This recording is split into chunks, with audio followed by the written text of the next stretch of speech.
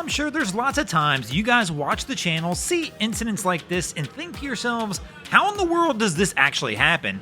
Well, in this situation, you can hear people in the background and they're actually blaming the dog that's on the boat. But let's be honest, it's not the dog who tied the boat to the dock, and it's definitely not the dog who left the boat running with the safety kill switch lanyard still attached. And today we're going to talk a little about that one.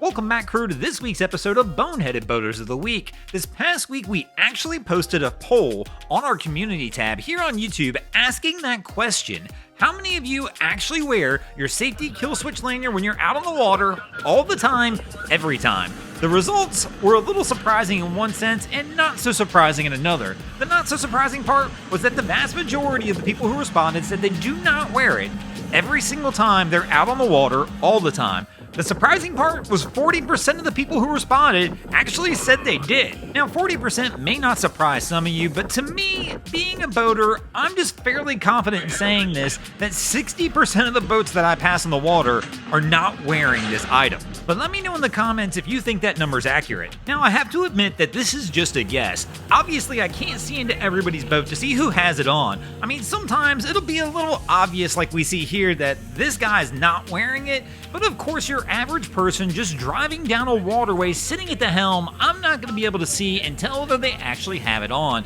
So I'm making this guess from riding on a lot of other people's boats and seeing how few of them actually attach the engine cutoff switch lanyard to their person. The number is actually probably really surprisingly low, as I've only seen people actually do it a handful of times. And let's be honest, it really is one of those safety items on the boat, kind of like a life jacket we should all take a little more seriously. Yes, there are times on the water you don't want to wear any kind of safety switch because things won't always work out when you're doing that. But out on a boat, it is absolutely imperative you have a way to kill that engine if something goes wrong. Many times, it could save yourself, property, and save other people's lives just by you wearing this one little switch. I mean, even surfers, when they get out on the water, wear a leash around their ankle to try and keep their surfboard under control in case it gets away from them. So as a boater out there on the water, operating a vessel that weighs several thousand pounds, shouldn't we do the same courtesy as a surfer would do to try and keep their vessel under control?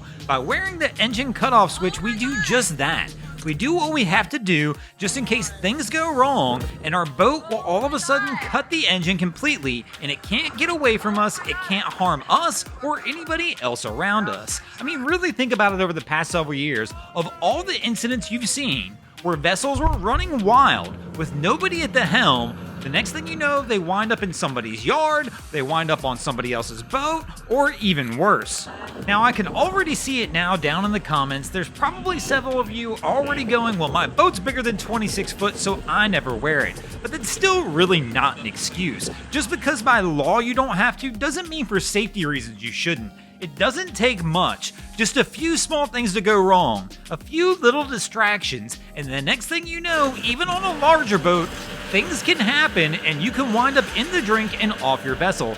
I mean, just really think about this past year alone. I can think of multiple events that occurred this year where people went out offshore fishing, and the next thing you know, the family's calling the Coast Guard saying they never returned. And then days later, they're finding the vessel out there drifting around at an idle speed with the engine kill switch lanyard still attached.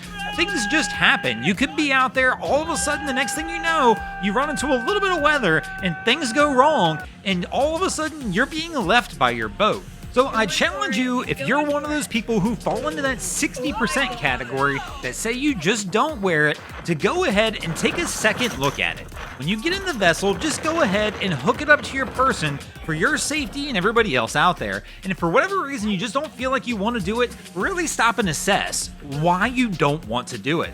I actually had to do this myself even as well. I was a law follower. If I was on a boat less than 26 foot, I wore it every time, all the time. If I was on my 30-foot center console, I wasn't wearing it as much because I wanted to be able to move freely around the boat, especially at slower trolling speeds. So what did I do? Well, I decided to join the party, get on the 40% bandwagon, and just go wireless, and all of a sudden now, everybody on my boat, including myself, are safer all the time. Thanks for watching, crew. Hope you enjoyed this episode of Boneheaded Boaters of the Week. If you ever see anything crazy happening out on your waterways, be sure to hit us up on Facebook or Instagram and let us know, and you might see your stories over here. Just like Bailey Newmiller, Caleb Bellin, Crystal Lee Moore, Adam Coolidge, Sammy Cost 3, Dennis Yanadis, Sardinia Mia, and Tim Davis did this week. And if you guys haven't already, go ahead and drop an anchor on the subscribe button here.